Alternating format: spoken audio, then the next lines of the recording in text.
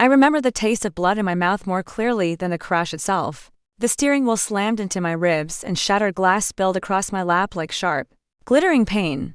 By the time I crawled out of the wreck and made it to the air, my hands wouldn't stop shaking, not from fear, but from instinct. The instinct to call the one person who was supposed to show up for me, my dad. I dialed him with a calm I definitely didn't feel. He picked up, laughing with people in the background, and told me he was busy. Lunch with my stepmom.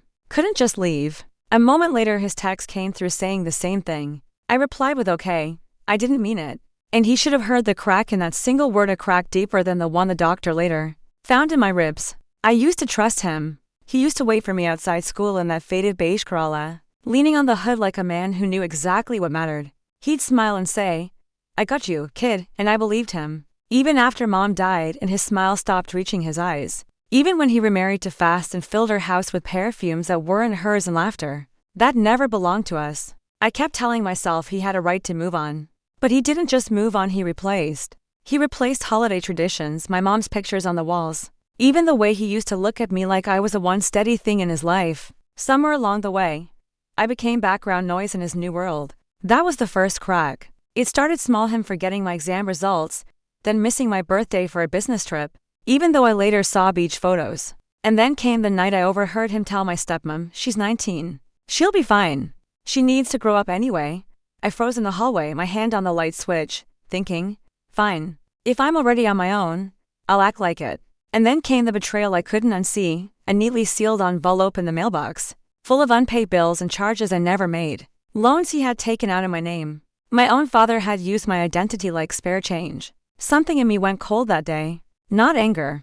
Not sadness. Just clarity. I didn't confront him. People like him don't confess. They dodge. So I planned my shift. While he lived in that picture-perfect restaurant booth happiness, I studied every forged signature and every fake document. I put together a file heavy enough to crush him. I learned his routine, where he went, what he cared about, the version of himself he tried to sell to the world, and I waited.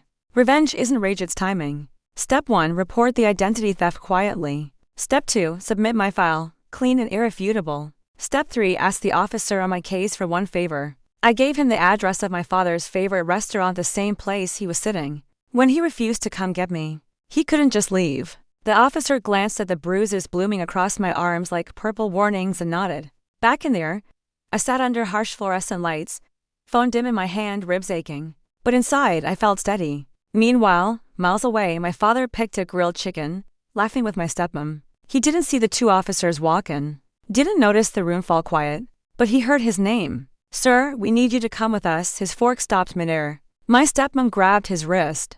Confusion crept over his face, then fear, as they listed each charge: identity theft, financial fraud, forgery. His eyes darted around the restaurant, searching for someone to blame. He had no idea the person he was searching for was sitting in a hospital gown, breathing through cracked ribs, waiting for this exact moment. When the officer put a hand on his shoulder, he finally reached for his phone. He saw my last message, okay?